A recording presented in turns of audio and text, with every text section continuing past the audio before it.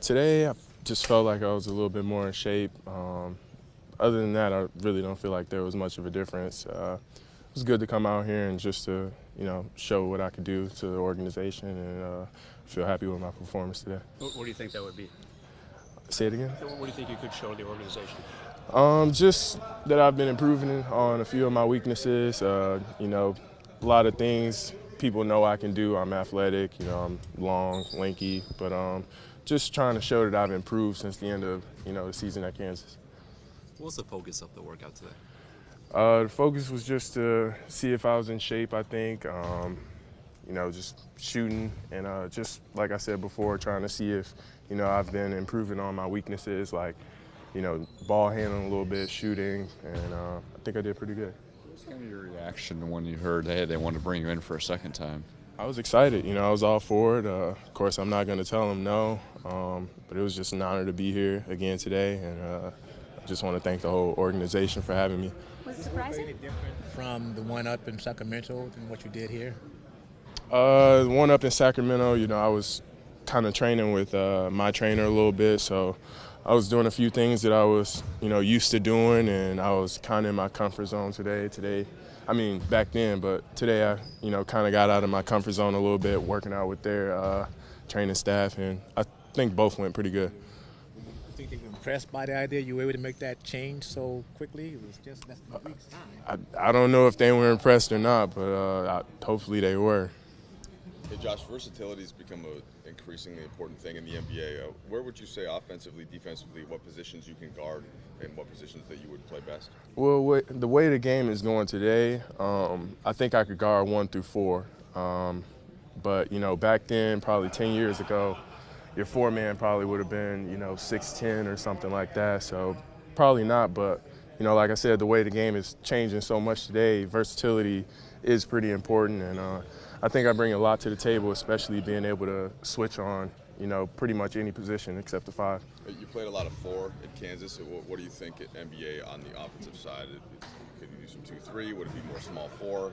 How would that develop? I think I could play pretty much 1 through 4 for, an NBA team. Playing the 4 at Kansas really, helped me out a lot.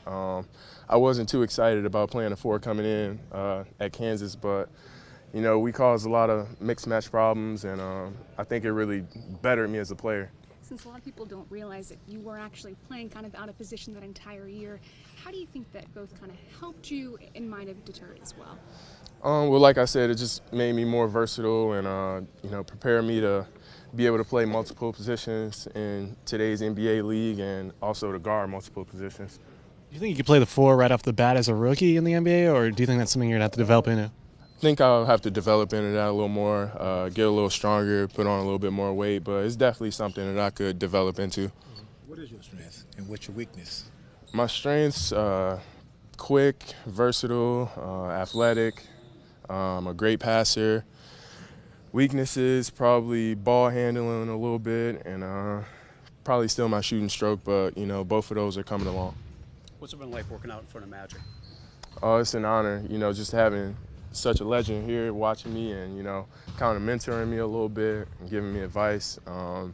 Just glad to be here in front of him, and hopefully I impressed him. What's it like to be one of the few non-point guards?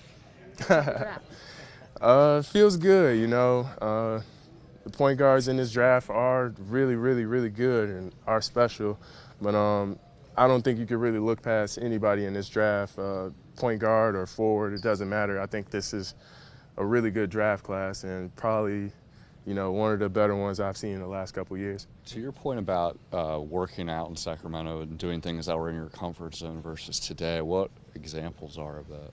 Well, like I said, when I was in Sac, I was, working out with my trainer, so I work out with him every day. I'm comfortable with him. I know what he wants me to do. We got, same terminology. We're familiar with each other, but coming out here, I got to learn a little bit more of, their terminology and things that they like to do. They put me in a few instances where I would probably be in their offense.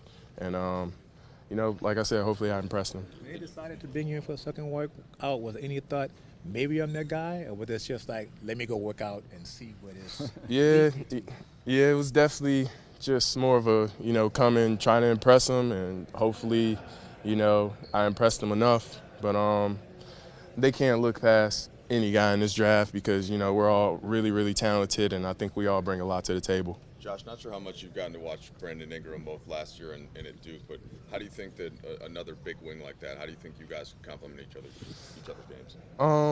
Well, like you kind of talked about before, the NBA is, changing so much. You look at two of the best teams in the league, and Cavs and the Warriors, and at the end of the game when it's winning time, there is no 5-man on the court. There is no 4-man on the court. There's pretty much forwards and guards all playing at the same time. So I don't really think, me and Brandon being in the same position would cause any problems. I think it'd be really special, honestly. That's putting you on the spot, but after the lottery, I guess there's some reports that came out that said that you're taking some like anger management kind of classes and stuff. Is there any truth to that? There is some truth to that. I have been taking an anger management course. I'm just about wrapping it up right now. It was just something that I had to do, and I learned from, the mistake that I made, and I'm making it through it. Yeah. What did you get out of that overall? Out of the anger management course? One of the biggest things I got out of it was just to worry about the things that I can control and not to worry about the things that I can't. And it sounds so simple, but, I went home and I thought about that a lot, and it made a huge amount of sense to me because there's a lot of things in this world that, we can't control, but yet frustrates us. But, we just can't worry about them too much. I would imagine Last question, please. One of those things then that you can control is how you do perform on the basketball court. I know a lot of your high school coaches have just said that there's a switch in you that changes when you get on. What are they referencing? Just my will to win. Growing up, I've always, hated losing and loved winning. So I'm just one of the guys who, I'm gonna do whatever I have to do to help my team win, whether that's, play defense, dive on the floor for a loose ball, rebound, or score. So whatever I have to do to win, I'm gonna do it.